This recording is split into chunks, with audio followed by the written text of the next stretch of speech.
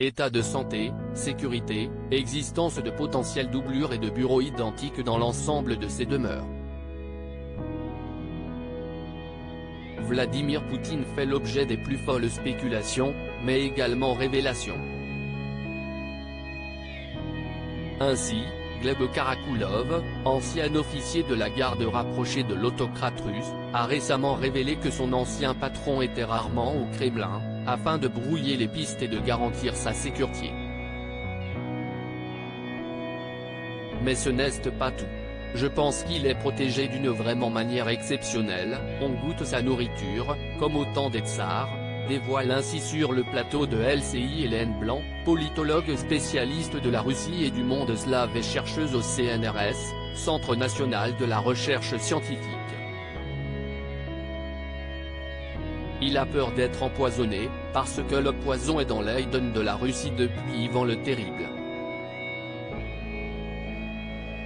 Très inquiet pour sa sécurité, Vladimir Poutine s'est montré en public pour le défilé militaire russe du 9 mai, une première depuis l'explosion d'un drone au-dessus du Kremlin.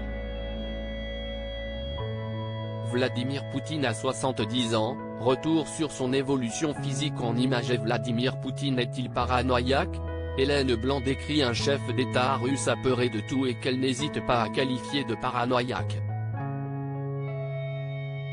Vladimir Poutine a peur de mourir, il a eu très peur du Covid-19, rappelle la chercheuse sur LCI. On se souvient de la table immense au bout de laquelle il avait reçu Emmanuel Macron. Une peur des maladies qui serait renforcée par son état de santé, jugé fragile. Je pense que sa sécurité est certainement l'une des mieux assurées des dirigeants du monde, assure cependant la politologue.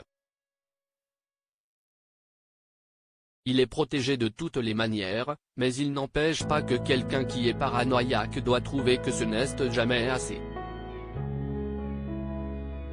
Je pense qu'il est dans une réalité parallèle par rapport à la nôtre, et qu'il est donc très prudent et qu'il fait très attention. Une analyse qui n'est cependant pas partagée par tous.